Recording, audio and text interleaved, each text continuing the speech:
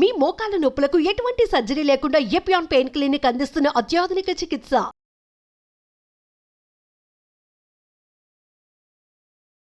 నమస్తే, welcome to Suman TV. నేను మీ Swathi. Navara rice, ఈ రైస్ మార్కెట్లో చాలా ఈజీగా దొరుకుతున్నాయి. డయాబెటీస్ వాళ్ళకి చాలా హెల్త్ బెనిఫిట్స్ ఉన్నాయి.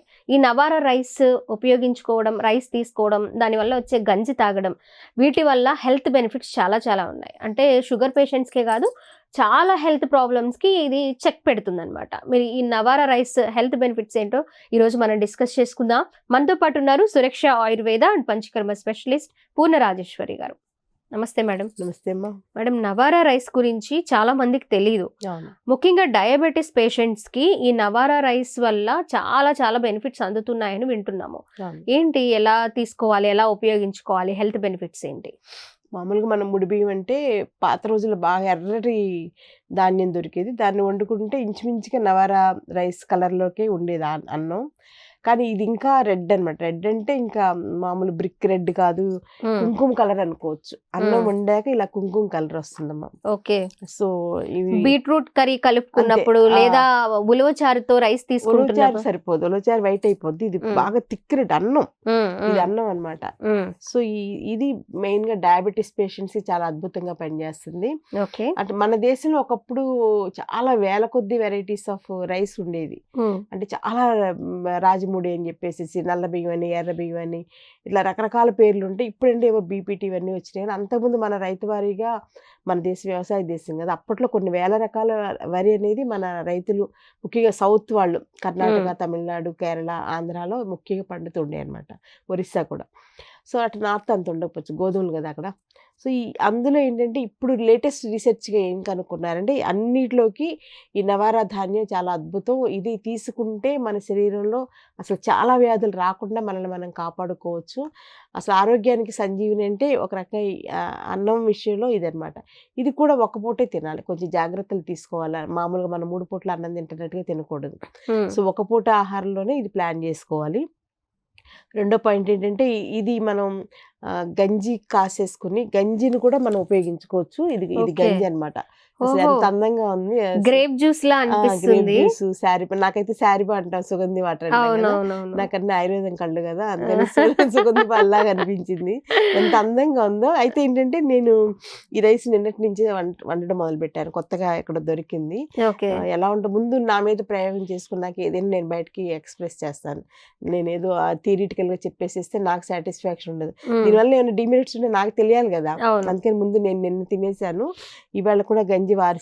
టేస్ట్ ఎలా ఉంటుంది? టేస్ట్ బాగుంటుంది, తీగా ఉంటుంది. మన నార్మల్ రైస్ లానే ఉంటుందా? రైస్ లా కదా, రైస్ కన్నా అదో రకం టేస్ట్. కాకపోతే మనకి పచ్చళ్ళు కలుపుకోవడానికి ఒక రకమైన టేస్ట్ కి అలవాటు పడ్డాం కదా, పులుసులు, ఆ టేస్ట్ ఉండదు. ఇదేంటంటే అందరి మీద కలిపి కొంచెం అన్నం వండుకునైనా వాడుకోవచ్చు. అంటే పెరుగన్నంలోకి వాడుకోవడం అట్లా చేసుకోవచ్చు. లేదా ఈ గంజి ఉంది కదా, ఈ గంజిలో ఈ అన్నం వేసేసి రాత్రిపూట దీనికి మామూలు మూత ఉంటుంది కదా, గ్లాస్ మూత పెట్టకుండా క్లాత్ కట్టేసేస్తే కనుక ఇందులో మంచి పాజిటివ్ బ్యాక్టీరియా డెవలప్ అవుతుంది. అంటే మనకి ఇదే కదా మన సీక్రెట్. రాత్రి అన్నంలో గంజి పోసేసుకుని పొద్దున్న తినడం అనేది మనకి ముఖ్యమైనటువంటిది. మన భారతదేశంలో హెల్త్కి సీక్రెట్ ఏంటంటే అది బెస్ట్, చీపెస్ట్ అనమాట. ఇంకా ఈజియెస్ట్, బెస్ట్. నేనైతే ఏదైనా ఈజీగా చూసుకున్నాను, ఎందుకంటే నాకు టైం ఫ్యాక్టర్, పరుగుల మీద ఉంటాను. పొద్దున్నే టిఫిన్కి పచ్చడి చేసి, అది చేసి, ఇది చేసి, అది చేసి వీళ్ళకి నచ్చదు, అది చేస్తే వాళ్ళకి నచ్చదు. వీటన్నిటి బదులు శుభ్రంగా ఇలాంటి అన్నంలో కొంచెం ఈ గంజిలో ఈ అన్నం వేసేసుకుని, కొంచెం సాయంత్రం అన్నం వేసేసుకుని కనుక మనం తీసుకుంటే, దాంతో ఇంకా అది రాత్రిపూట మూత పెట్టకూడదు. మూత పెడితే పాజిటివ్ బ్యాక్టీరియా కరెక్ట్గా డెవలప్ అవుతుంది. గాల్లో నుంచి వచ్చిన బ్యాక్టీరియా ఇందులో కలవాలన్నమాట.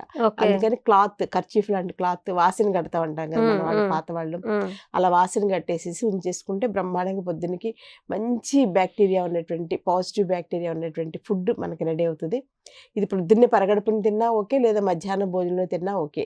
ఎందుకంటే పొద్దున్నే తింటే ఇంక నెమ్మదిగా ఆకలి అనేది ఉండదు. దాని బదులు మధ్యాహ్నం భోజనంలోనే, అంటే డైజెస్ట్ అవడానికి టైం పడుతుంది. ఎందుకంటే అంత ఫైబర్ కదా, అంత పీచు పదార్థం చాలా ఎక్కువ ఉంటుంది. అదంతా డైజెస్ట్ అవడానికి అందులో బాగా థిక్ లేయర్ ఉంటుంది అనమాట. ఇంకోటి ఏంటంటే, ఇందులో అన్ని మైక్రో న్యూట్రియంట్స్ అంటాం కదా, అవన్నీ కూడా చాలా ఎక్కువగా ఉంటాయి ఇందులో. మనకి కాల్షియం కానీ, మెగ్నీషియం కానీ, ఐరన్ కానీ, ఇలాంటివన్నీ చాలా ఎక్కువ ఉంటాయి అనమాట. అందుచేత ఫైబర్ ఎక్కువగా ఉండడం వల్ల అరుగుదల కొంచెం. జిమ్ చేసే వాళ్ళు తినొచ్చా మేడం? బ్రహ్మాండంగా తినొచ్చు. సో ముఖ్యంగా దీనికి ఇది ముఖ్యంగా కేరళలో పండించే పంట. మనకు ఆయుర్వేదంలో దీనితోటి రకరకాల ట్రీట్మెంట్స్ చేస్తాం మేము. నవరకిడి అని చెప్పేసి నరాలను యాక్టివేట్ చేయడానికి ఇది బాగా పనిచేస్తాం అనమాట. అంటే ఎక్స్టర్నల్ గా చేస్తాం, ఉడకబెట్టేసేసి ముద్దలా చేసి దాంతోటి చేస్తాం అనమాట. సో మనం ఆహారంగా తీసుకోవడం వల్ల కూడా మన నరాలని యాక్టివేట్ చేస్తాయి. చాలా మందికి ఇప్పుడు వచ్చే వ్యాధులు నరాలు చచ్చుబడిపోవడం, మోకాళ్ళు అరిగిపోవడం, ఒబెసిటీ, తర్వాత క్యాన్సర్, గ్యాస్ట్రిక్ అల్సర్స్, ఇలాంటి ప్రాబ్లమ్స్ అన్నిటికి కూడా నెంబర్ 1 ఫుడ్ ఏంటంటే రైస్ ఏంటంటే నవరధాన్యం అనమాట. తర్వాత ఇంకోటి ఏంటంటే ఇది తీసుకోవడం వల్ల మనలో ఇమ్యూనిటీ కూడా చాలా బాగా పెరుగుతుంది. ఇమ్యూనిటీ బాగా పెరగడం వల్ల అసలు మనకు చాలా వరకు వ్యాధులు రావు కదా. సో ఏ వ్యాధి అయినా మనకు వస్తుందంటే మనలో ఇమ్యూనిటీ తగ్గడం. అందులో ఇప్పుడు అందరికీ యూత్కి ఆటో ఇమ్యూన్ డిజార్డర్స్ ఎక్కువగా చూస్తున్నాం. ఆటో ఇమ్యూన్ డిజార్డర్స్ వాళ్ళకి ఇది బెస్ట్ ఫుడ్ రెసిపీ అనమాట. అలాగే క్యాన్సర్ పేషెంట్స్ కూడా చాలా అద్భుతమైనటువంటి మెడిసిన్. ఇది ఎక్కువ తినలేకపోయినా ఎంతో కొంత తింటే కనుక సరిపోతుంది. మామూలుగా మనం పనికిరాని తెల్లను ఎక్కువ కేజీలు తినేసే కన్నా ఇది కొంచెం ఒక ముద్ద తిన్నా కానీ చాలా మంచిది అనమాట.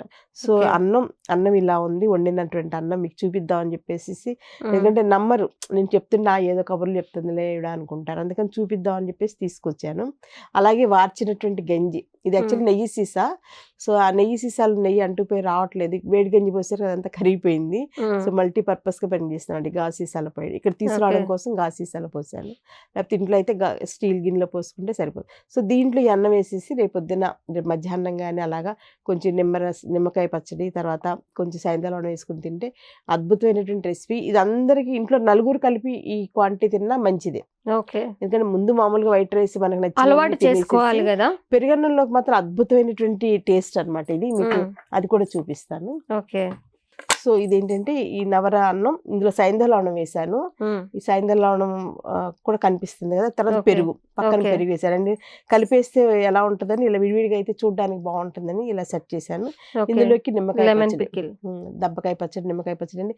ఇది కూడా క్యాన్సర్ కి అద్భుతమైనటువంటి మెడిసిన్. ఎవరికి తెలియదు నిమ్మకాయ పచ్చడి అసలు ఎవరు ఇప్పుడు తింటలేదు, పట్టించుకోవట్లేదు. ఏదో జ్వరం వచ్చినప్పుడు ఏదో పచ్చానికి వాడాలనుకుంటున్నారు, కానీ ఎవ్రీడే పొద్దున్నే నిమ్మకాయ పచ్చడి తింటే అది కూడా క్యాన్సర్ కి చాలా అద్భుతంగా పనిచేస్తుంది. ఒక్క ముక్కే, అంతా తినక్కర్లేదు, ఒక్క ముక్క తింటే చాలు. అలాగే ఇప్పుడు మనకి ఎలా ఇంకా సమ్మర్, ఒక 10 నెలలు విజయవాడలో భయంకరమైనటువంటి సమ్మర్, దానికి ఏంటంటే ఈ కీరా దోసకాయ, ఇది కూడా నాటు కీరా దోసకాయ అనమాట. హైబ్రిడ్ అయితే పెద్దగా లూజ్గా నీరుగా ఉంటుంది, ఇది కొంచెం గట్టిగా ఫైబర్ ఎక్కువ ఉంటుంది, అది మెయిన్. కలర్ కూడా ఇలా ఉంటుంది నాటుది అయితే. సో నాకు లక్కీగా ఎక్కడ ఫ్రెండ్స్ ఇచ్చారు ఇవన్నీ కూడా. సో ఇది ఈ కాంబినేషన్ అనమాట. అంటే వేసవి తాపం తగ్గించుకోవడానికి పనిచేస్తుంది. మనం లంచ్ కి ఇది పట్టుకెళ్ళిపోయాం అనుకోండి, ఇలా ఒక కీరా దోశ, ఈ కిట్ లాగా ఇవన్నీ పట్టుకుని వెళ్ళిపోతే హ్యాపీ అనమాట. ఇంకేమి అక్కర్లేదు మనకి. ఏదైనా కావాలంటే కొంచెం జంతికలు అవి ఒకటి దగ్గర పెట్టుకుంటే పళ్ళకి కొంచెం ఇదిగా ఉంటుంది, చాలు, సరిపోతుంది. సో ఇది నా సలహా అయితే మధ్యాహ్నం తీసుకోవడం మంచిది. మామూలుగా మనం చద్దన్నం అంటే పొద్దున అంటాం కదా, ఇది మధ్యాహ్నం తింటే మంచి న్యూట్రిషియస్ ఫుడ్. ఇది అరగడానికి కూడా టైం పడుతుంది కాబట్టి మధ్యాహ్నం తీసుకుంటే అరుగుదలకు కూడా చాలా బాగుంటుంది. సో ఇది తీసుకోవడం వలన ముఖ్యంగా ఏంటంటే డయాబెటీస్ ని మనం కంట్రోల్ చేసుకోవచ్చు. డయాబెటీస్ కి ముఖ్యమైనటువంటి కారణం వైట్ రైస్ అని ఎప్పుడు చెప్తుంటాం కదా, 5 వైట్ పాయిజన్స్ లో వైట్ రైస్. సో దానికి యాంటీగా ఈ రెడ్ రైస్ తీసుకోవడం వల్ల డయాబెటీస్ కి చాలా మంచిది. తర్వాత సెకండ్ పాయింట్ ఏమో ఒబిసిటీకి చాలా మంచిది, మోకాళ్ళ నొప్పులకి చాలా మంచిది, అలాగే కీళ్ళ వాతం అంటాం కదా, స్మాల్ జాయింట్స్ పెయిన్స్, దానికి మంచిది. సోరియాసిస్ కూడా చాలా మంచిది. ముఖ్యంగా ఆటో ఇమ్యూన్ డిజార్డర్స్ కి చాలా అద్భుతమైనటువంటి డైట్. అలాగే క్యాన్సర్ పేషెంట్స్ కూడా చాలా మంచిది. అందుచేత ఇప్పటి నుంచి కనీసం ఒక 3-4 నెలల పాటు వేసవకాలం అంతా కూడా ఇట్లా ఈ టైప్ ఆఫ్ కిట్ లాగా మనం ఆహారం తీసుకోవడం అలవాటు చేసుకుంటే, సో ప్రొద్దున పూట ఇడ్లీ తిన్నా ఓకే, రాగి జావ తాగినా ఓకే, ఎలా అయినా ఓకే. మళ్ళీ సాయంత్రం ఇడ్లీ కానీ, చపాతీ కానీ, గోధుమ ఉప్మా కానీ ఇట్లా తీసుకుంటే ఏంటంటే డైట్ ప్లాన్ అనేది చాలా ఇంపార్టెంట్. డైట్ ప్లాన్ లేక ఏదో రోడ్డు మీద ఏది కనబడితే అది టెంప్ట్ అయిపోయి తినేసేసేయడం వల్ల చాలా జబ్బులు వస్తున్నాయి, భయంకరమైనటువంటి జబ్బులు వస్తున్నాయి. అందుచేత ఇది గ్యాస్ట్రిక్ పేషెంట్స్ కూడా చాలా మంచిది. గ్యాస్ట్రిక్ పేషెంట్స్ కూడా అల్సర్స్ ఫామ్ అయిన వాళ్ళకు కూడా లోపలంతా కూడా హీలింగ్ పవర్ని పెంచడం వల్ల గ్యాస్ట్రిక్ పుళ్ళు కూడా మానడానికి అవకాశం ఉంది. కాబట్టి ఎటువంటి వాళ్ళకైనా చాలా అద్భుతమైంది. పిల్లలకు కూడా చిన్నప్పటి నుంచి ఒక్క ముద్దే పెట్టండి, ఎక్కువ వద్దు, జస్ట్ ఇంత ఒక ప్రసాదం పెడతాం కదా, దేవుడి ప్రసాదం, అన్నవరం సత్యనారాయణ, అలా కొంచెం ప్రసాదంలా పెట్టుకుని అలవాటు చేసుకుంటే ఇంకా నాలా ఇష్టమైన వాళ్ళు ఎక్కువ తినొచ్చు, లేని వాళ్ళు కొంచెమైనా తీసుకోవచ్చు. ప్రసాదం అంటే మనం టన్నులు తిన్నాం కదా, ఇంతే తింటా ఏ దేవుడి ప్రసాదం అయినా కానీ. సో అలాగే అనుకుని ఇది కూడా ఆహార ప్రసాదం, అన్నం ప్రసాదం, అన్నం పరబ్రహ్మ స్వరూపం అంటాం కదా, అట్లా ప్రసాదంగా తీసుకోవడం మొదలు పెడితే తర్వాత మనకే కొంచెం ఇంట్రెస్ట్ కలుగుద్దండి. ఎప్పుడైనా సరే మనం చెడును వదిలేసేసి మంచిని అలవాటు చేసుకునేటప్పుడు చాలా ఇబ్బందులు వస్తాయి. స్టార్టింగ్లో చెడు మంచి అయినా సరే కొంచెమే స్టార్ట్ చేస్తాం. ఆయుర్వేదంలో కూడా అదే చెప్తారు. ఒక్కసారే అవన్నీ మానేసేసి ఇవి తీసుకోండి అని ఎక్కడ చెప్పరు. క్రమక్రమంగా తీసుకోమని చెప్తారు. సో అందుచేత కొంచెం తీసుకుని నెమ్మదిగా అది తీసుకుంటున్నాక మనలో ఆరోగ్యంలో వచ్చేటువంటి మార్పులు మనం గమనిస్తున్నప్పుడు ఆటోమేటిక్గా మన మైండ్ కూడా ఇదే తిందాం అని మైండ్ ప్రిపేర్ చేస్తాను అనమాట. అది దూరంగా పెట్టినంతకాలం అది నాకు వద్దులే, నాకు అవసరం. ఇప్పుడు ఇన్నాళ్ళు మేము 25 ఏళ్ల నుంచి నవరధాన్యాన్ని ఆయుర్వేదిక్ ట్రీట్మెంట్స్లో వాడుతున్నాం.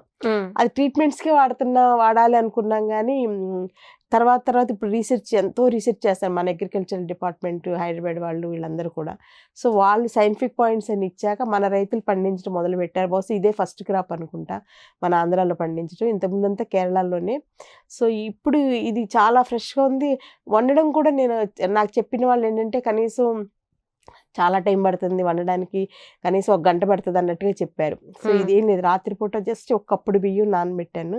రాత్రే అంటే 7-8 టైంలో నానబెట్టాను. కానీ 10 వరకు ఉంటే మర్చిపోతామేమో తెలియదు కదా అని 7 గుర్తొచ్చింది, నానబెట్టేసి మూత పెట్టేసేసి ఉంచాను. పొద్దున్నే 8 o'clockకి వంటింట్లో ఏవోటి కూరగాయలు సర్దుకుంటున్న టైంలో ఒకసారి స్టవ్ వెలిగించేసేసి ఒక బాయిలింగ్ పాయింట్ వచ్చాక కట్టేసాను. అంటే పొంగుతూ ఉంటుంది కదా అన్నం, పొంగుతున్నప్పుడు కట్టేసాను. అంటే 1:4 వేసాను వాటర్. అంటే గంజి వార్చాలి కదా అందుకని. సో అది బాయిలింగ్ పాయింట్కి వచ్చాక స్టవ్ కట్టేసేసి వేరే పనులు ఉంటాయి కదా అవన్నీ చూసుకుని మళ్ళీ ఇక్కడికి అన్నం పట్టుకురావాలని మళ్ళీ 10 o'clock మళ్ళీ వెలిగించాక జస్ట్ ఒక 5 minutesలో ఉడికిపోయింది.